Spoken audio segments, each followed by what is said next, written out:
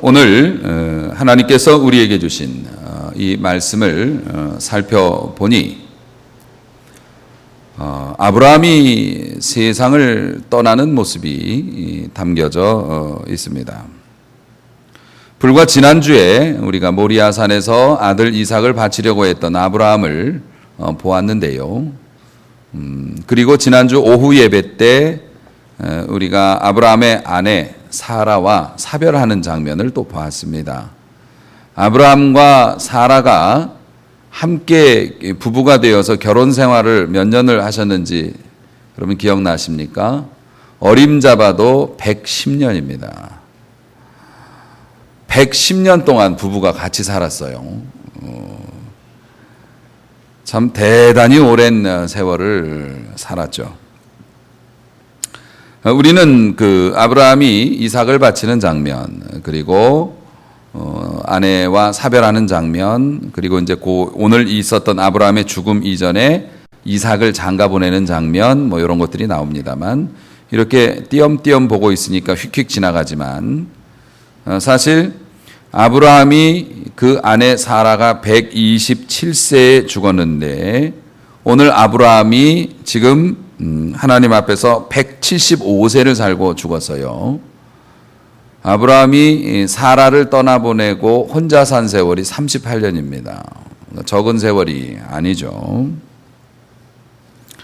사실 우리 모두 그런 것들을 다 경험해 보았고 또 주변에서 봤습니다마는 오랫동안 해로하신 부부가 어느 배우자가 한 분이 소천을 하시게 되면, 한 분이 세상을 떠나게 되면 사실 대단한 충격을 받죠. 얼마 전 뉴스에도 불치의 병에 걸린 아내를 섬기는 그 할아버지, 아내가 사망할 날이 얼마 안 남은 것으로 알고 캠핑카를 빌려서 한 달 동안 아내와 여행을 하고, 여행 중에 아내가 사망을 하니 자기도 따라서 그렇게 가려고 했다가 이렇게 실패했던 그런 가슴이 먹먹해지는 이야기도 우리가 듣는데요. 사실 우리가 여기에 각기 다른 모습으로 있지만 우리는 다 같은 지점을 향해서 가고 있거든요. 죽음이라고 하는 같은 지점을 향해서 지금 뭐 반밖에 안 오신 분도 있고 거의 다 오신 분도 있을 수 있겠지만, 그것도 중간에 또 새치기 하는 사람도 있어요. 그렇기 때문에 이게 같이 이렇게 갈 수밖에 없는, 아브라함도 역시 그 길을 걸었고요. 아마 사라를 잃어버리고 나서 굉장한 스트레스를 받았을 겁니다, 아브라함이. 현대 상담하시는 분들이 보통 얘기할 때 배우자하고 사이가 좋았을 경우에 배우자와 사별을 하게 되면 예전처럼 똑같이는 아니지만 그냥 일상생활로 돌아가는 데만 해도 3년 정도는 걸린다라고, 정신적인 충격에서 벗어나는데 3년 정도 걸린다고 이렇게 봐요. 사실 우리 저 같은 경우에도 아내가 늘 집에 있지만 하루라도 집을 비운다든가, 아니 반나절만 아내가 어디 나가 있어도 스트레스를 많이 받죠. 그런 이제 상황일 텐데, 자, 아브라함 같은 경우에 오늘 본문의 말씀을 보니 175세로 그가 죽었는데요. 사람들이 그런 이야기를 합니다. 나무는 쓰러뜨려 봐야 정확하게 잴 수 있다, 이런 얘기를 해요. 서 있는 나무는 정확히 재기가 어렵지 않습니까? 서 있기 때문에. 나무가 누워 있으면 이제 사람들이 줄자를 가지고 재볼 수 있는데, 서 있는 나무는 재기가 어렵거든요. 그리고 서 있는 나무는 계속 자라나기 때문에 정확히 측정이 안 돼요.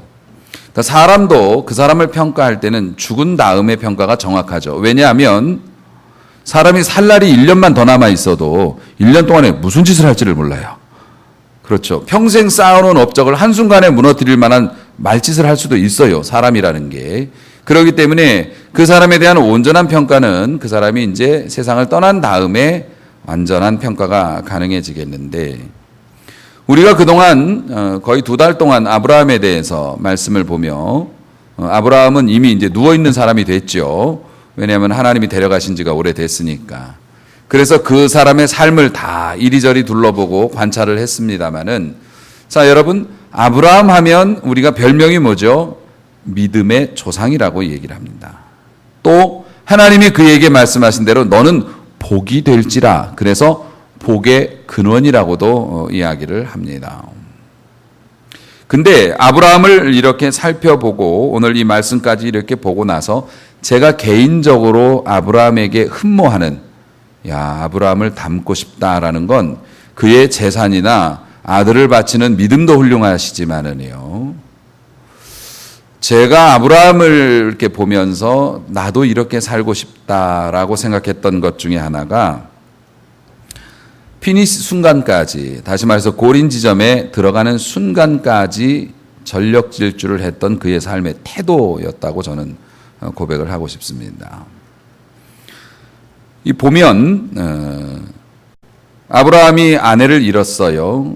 아브라함의 나이도 이제 뭡니까? 175세에 했는데 거기서 40년만 빼도 130세가 넘습니다. 거의 130세가 되는데 그때 아내를 잃었어요. 아들은 장가 보내가지고 장가를 갔으니까 아들이 살림 다 맡아 할 거 아닙니까?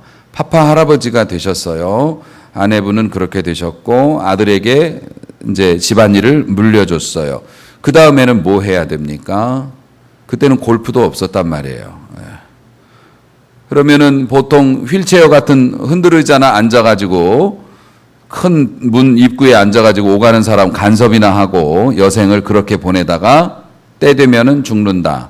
보통 사람들이 그런 생각을 하는데 아브라함은 그렇게 살기를 원하지 않았고 그런 삶을 선택을 하지 않았던 겁니다. 사실 오늘 읽은 25장은 설교에서 목사님들이 거의 안 하시는 설교예요. 창세기 25장은. 아브라함에 관한 설교를 굉장히 많이 하지만 창세기 25장을 가지고 설교하시는 분들이 그렇게 많지가 않습니다.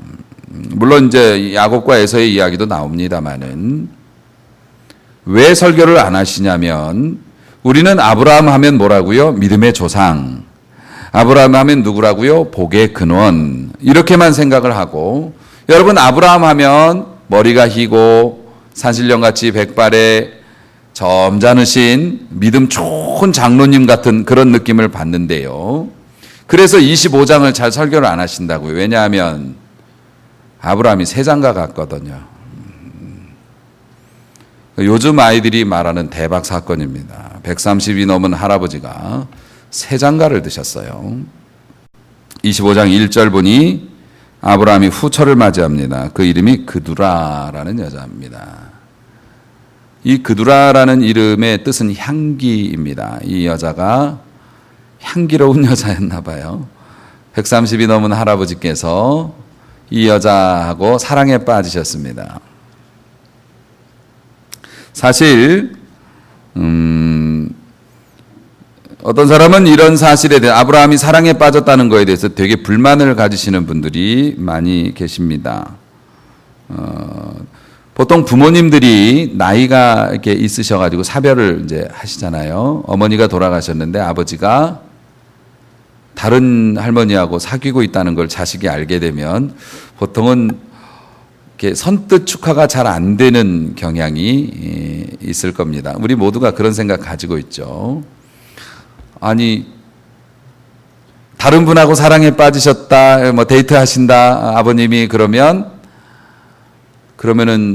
우리 엄마랑 살았던 세월은 다 부정하는 건가 이런 생각이 들잖아요. 다른 분을 만났다 그러면 그 전에 살았던 엄마와의 추억은 다 없어지고 그것을 부정하는 것처럼 느껴지기 때문에 자식들이 불편해하는 경향이 조금 있죠. 뭐 반대 입장이 돼도 마찬가지고요. 혼자가 된 부모님이 그냥 그렇게 사시다가 가셨으면 하는 바람을 우리가 은연중에 갖듯이 아마 우리들이 아브라함을 바라볼 때 그렇게 평생 100년이 넘게 같이 사셨고 소천하셨으니까 30년 정도는 아내를 잃어버린 고통을 눈물을 흘리지만 기도로 이걸 승화해가지고 멋지게 살아가는 그리고 장렬하게 전사하는 그런 아브라함의 모습을 기대했겠지만 아브라함이 세장가를 들어가지고요. 그 정도는 될 것도 아니에요. 이건 놀랄 일도 아니에요.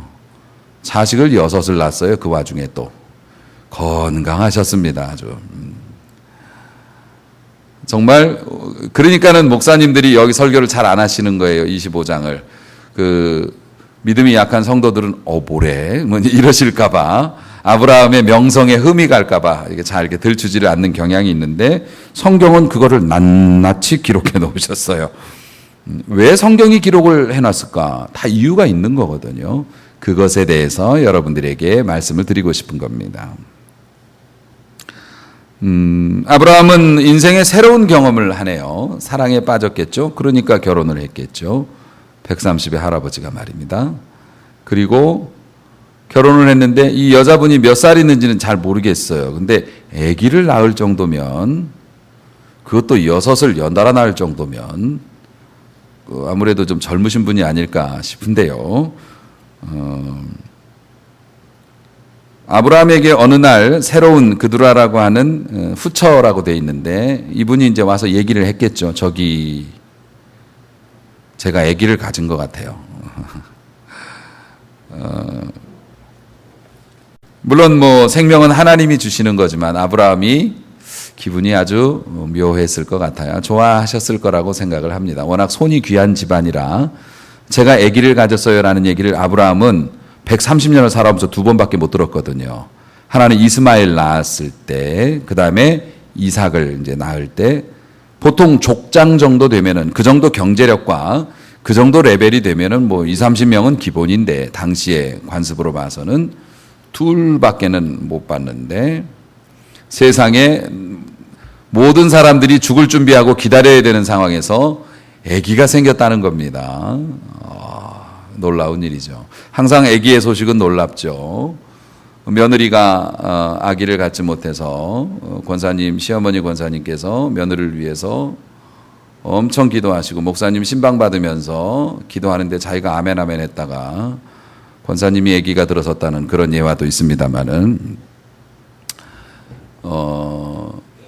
그런데 이 이야기를 한 번만 들은 게 아니라 6번을 들었는데요. 성경에는, 구약 성경에는 보통 사람 이름을 기록할 때, 공적으로 기록할 때는 여자를 기록을 안 해요. 남자만 기록해요. 그러니까 지금 남자가 6이에요.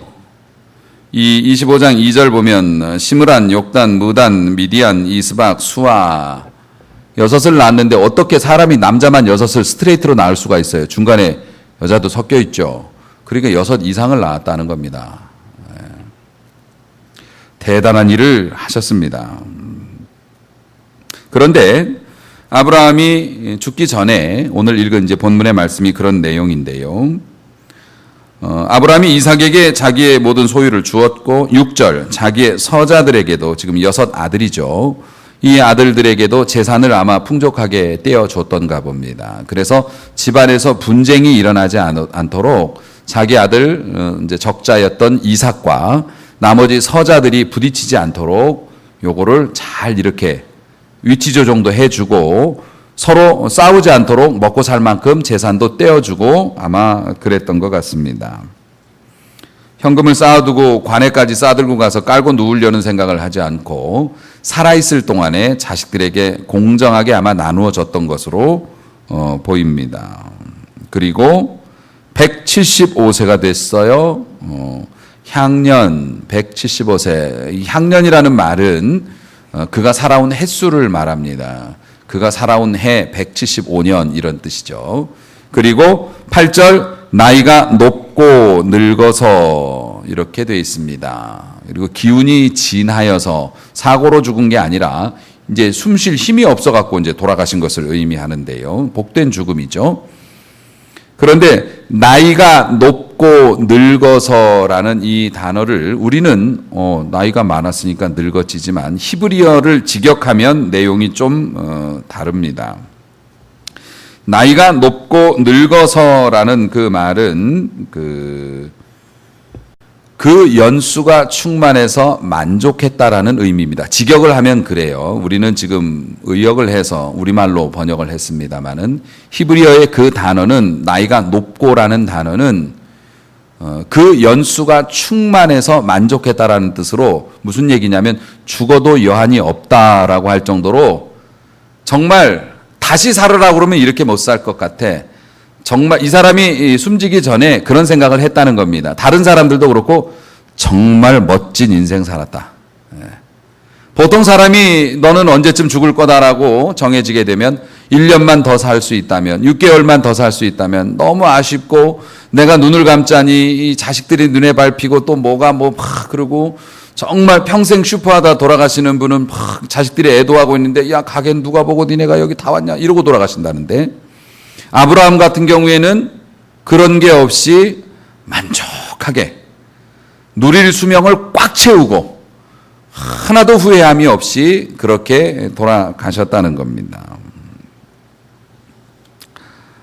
사랑하는 성도 여러분, 저는 줄곧 아브라함에 대해서 설교하면서 다른 분들도 그렇지만 아브라함의 이야기는 곧 우리의 이야기라고 여러분에게 말씀을 드렸죠. 하나님께서는 우리도 그런 삶을 살기를 원하신다는 겁니다. 우리는 어차피 한 번은 죽어 하나님의 나라에 가겠죠. 그런데 후회 없이 꽉 채워서 내가 마지막 숨질 때 정말 멋졌어, 만족해, 그런 삶을 살기를 하나님이 원하신다는 거예요. 자, 아브라함의 그 삶을 우리가 보면서 이렇게 꽉 채워서 만족하게 죽는 날까지 바빴을 거예요. 왜냐하면은 130이 넘은 할아버지가 애가 생기면 어떻게 됩니까? 애는 뭐 아빠라고 부르면서 막 달려들겠죠. 애들이 점점 커가면서 사춘기 돼가지고 말짓도 하고 정신이 없을 거 아닙니까? 아들만 6이니까 그 아이들을 새롭게 키워내느라고 이분이 치매도 안 걸렸을 것 같아. 정신이 하나도 없어가지고 애들 돌보고 섬기고 또 애들을 그렇게 챙기려면 집안일도 또 챙겨야 하고 막 얼마나 바쁘셨겠어요. 그렇게 살다가 돌아가셨는데, 우리도 아브라함처럼 그렇게 꽉 찬 만족한 인생을 살아 하나님께 영광 돌리려면 어떤 삶을 살아야 하는가? 오늘 아브라함을 보면서 딱 2가지의 결론을 저는 내리게 됩니다. 하나는 지금 여러분이 연세가 몇이시든지 간에, 여러분이 몇 살이든지 간에, 여러분이 아침에 일어난다는 건 하나님이 항상 새로운 찬스를 주신다는 거죠. 기회를 주신다는 거. 아브라함은 그렇게 살았던 것 같습니다. 하루라는 게 말입니다. 우리가 어떻게 사느냐에 따라서 정말 길게 살 수도 있고, 아니면 자고 일어나 보니까 금방 어두워져 가지고 그렇게 하루가 훌러덩 지나갈 수도 있고, 그렇죠. 하나님께서 우리에게 주신 하루, 항상 기회라는 거죠. 만회할 수 있는 기회라는 거죠. 우리가 국가대표 일본하고 축구한다. 그런데 우리가 1대0으로 지금 지고 있다. 지고 있는데 시간이 90분에 다 가까워 온다. 진짜 마음 졸이죠. 마음이 엄청나게 졸입니다. 마음이 졸여서 무슨 생각합니까? 저는 막 기도도 해요. 하나님 1분만 더 주세요. 한 번만 더 주세요. 기회를 조금만 더 주세요.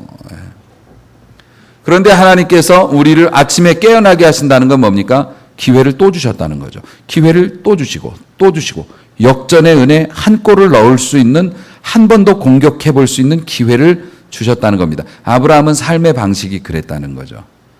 아브라함은 굉장한 부자로 살았지만 이 사람 엄청나게 열심히 일한 사람입니다. 하나님이 그냥 복 주신 거 아닙니다. 하나님의 복이 온전히 자기 가정에 흘러들게 하기 위해서 논두렁 밭두렁 매일 다졌던 사람입니다. 기도로 가족을 지켰고요. 필요하면 전쟁을 불사했고요. 그리고 하나님 앞에 경건하게 살려고 늘 애를 썼던, 집안을 잘 관리했던 부지런한 사람이었죠. 그러니까 아브라함의 삶은 이겁니다. 하루하루를 하나님이 주신 기회로 항상 열심히 살았던 사람이지요. 여러분의 연세가 지금 몇이시든지 간에 삶의 태도는 그래야 한다라고 하나님이 우리에게 말씀하고 계십니다. 또 하나, 포기의 유혹을 거절하면서 살았습니다. 자, 이런 이야기입니다. 사실 아브라함이 은퇴하겠다고 하면 누구도 납득합니다. 그럼요, 은퇴하시는 건 납득이 가죠. 얼마든지. 그는 계속 도전했고 정말 바쁘고 힘들게 살았기 때문에 이제 내가 모든 건 내려놓고 좀 쉬겠다는데 누가 말립니까? 아니, 이 지금의 세상은 어떻습니까? 지금의 세상은 나이가 40만 조금 넘어가도 주류에서 벌써 밀려나는 세대고요. 그냥 직장에서도 위태위태하고 이래가지고서 그냥 막 뭐라 할까요? 절벽으로 지금 계속 사람이 많이 있는데 저쪽에서 밀어요. 그러니까 안 떨어지려고 막 이렇게 몸부림을 치는데 계속 사람들이 이렇게 밀려오니까 뭐 어쩔 수 없이 막 굉장히 그런 것 때문에 우리 젊은 그 가장들이 스트레스를 많이 받는데 사회가 아주 이상하게 돼 있죠. 그 직장에서 밀려나고 막 안 밀려나려고 몸부림을 치고 고통을 당하고 이렇습니다. 너무 일찍 결판들을 내는 시대를 살고 있어요. 대학 떨어지면 끝장인 줄 압니다. 아니 뭐가 잘못되면 그걸로 끝인 줄 압니다. 사람들이 끈기가 점점 없어지는 그런 시대를 살고 있죠. 그런데 사실 아브라함의 삶의 방식은 그렇지 않았다는 거예요. 그러니까 마지막 순간까지 할 거 다 하고 못 누린 거 다 누리고, 그러니까 마지막 순간까지 아브라함에게 눕혀져 있는 삶을 재보면 제가 너무 감동받았던 게 뭐냐면, 사실 그것이 저의 또 삶의 모토이기도 합니다만, 앞에 벽이 있다고, 난관이 있고 앞에 벽처럼 보인다고, 그런데 나는 주의 종이기 때문에 하나님께서 뛰라 하셨다고, 그럼 우린 뛰다가 이 벽이면은 브레이크를 밟지 않습니까? 저는 그렇게 살고 싶지 않다는 거죠. 하나님께서 우리 눈에 벽으로 보이지만 하나님께서 가라 말씀하시면 가는 겁니다. 그렇게 살라 말씀하시면 사는 겁니다. 제가 미쳐서도 아니고 불편해서 불편함을 몰라서가 아니고, 저도 겁도 나고 저도 남들 잘 되는 거 보면 부럽기도 하지만 하나님께서 이 길이 네 길이다 말씀하신 것 같아서 제가 기도해 보면, 그러니까 저는 끄터리가 막혀 있지만 똑같은 걸음으로 걸어가는 겁니다. 저는 여러분들에게 그렇게 가르쳤고 그렇게 살기를 원하고 있습니다. 끝까지 가서 벽이면 부딪히면 그만인 거고, 우리는 멀리서 보고 저 길이 막혔네, 막혔으면 이쯤에서 돌아가지라고 생각을 하지요. 그러나 끝까지 하나님께서 주신 명령을 따라서 결과를 스스로 예상해서 피해가지 않고 끝까지 걸어가면 막혀 있는 줄 알았는데 창호지일 수도 있는 거고요. 막힌 줄 알았는데 오른쪽에 길이 열려 있을 수도 있는 거고요. 열려 있지 않으면 돌아 나올 힘도 주시겠죠. 아브라함의 삶이 멋졌던 것은 스스로 은퇴를 선언하지 않았다는 거죠. 스스로 포기하지 않았다는 겁니다. 하나님 앞에서 숨을 쉬는 순간까지 계속 주책이야. 다른 할아버지들 다 노인정에 갖고 앉아있는데 나는 지금 데이트, 그런 거 상관없다는 겁니다. 자기에게 옳다고 여겨지고 자기가 누리고 싶은 것들이 있으면 누렸다는 겁니다. 하나님은 지금 그것을 여러분에게 권하고 계십니다. 여러분은 어떤 죽음을 맞이하고 싶습니까? 사실 어떻게 죽고 싶으냐를 묻는다는 건 어떻게 살기를 원하느냐를 묻는 거하고 같습니다. 왜냐하면 그렇게 살아야 그렇게 죽는 거니까요. 지금 여러분은 나이가 몇 살이십니까? 정확히 말하면 여러분은 몇 살로 살고 싶으십니까? 지금 여러분이 몇 살인가는 정해져 있지만 몇 살로 살고 싶은가는 여러분이 정하실 수 있고요. 하나님은 그렇게 살게 도와주실 줄로 믿습니다. 우리 아드님들, 며느리분들, 그 어머니 아버지 단속 잘하셔야겠어요. 오늘 말씀 듣고 또 용기 얻어가지고 또 나가십니다. 그런데 저는 그렇게 살아야 한다고 생각을 합니다. 여러분, 굉장히 비극적인데 많은 사람들이 살아있지만 이미 죽은 것처럼 살아요. 나이 40 간 넘었어도 살아있지만 죽은 것처럼 살아요. 살아있다는 건 뭡니까? 끊임없이 움직인다는 거고 성장한다는 걸 의미합니다.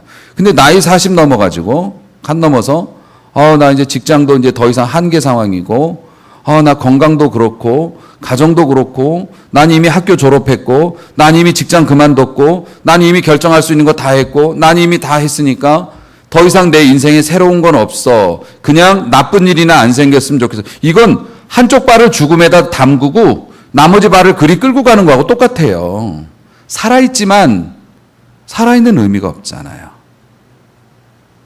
사랑하는 성도 여러분, 아브라함은 숨질 때까지 젊은이로 살았죠. 애를 낳았다고 해서 젊은이가 아니라 그의 마음가짐이 그랬다는 겁니다. 여러분에게도 그렇게 사는 방법을 가르쳐 드리겠습니다. 인생은 혼자 사는 게 아니거든요. 그럼 늙은 사람들하고 같이 시간을 보내지 마세요.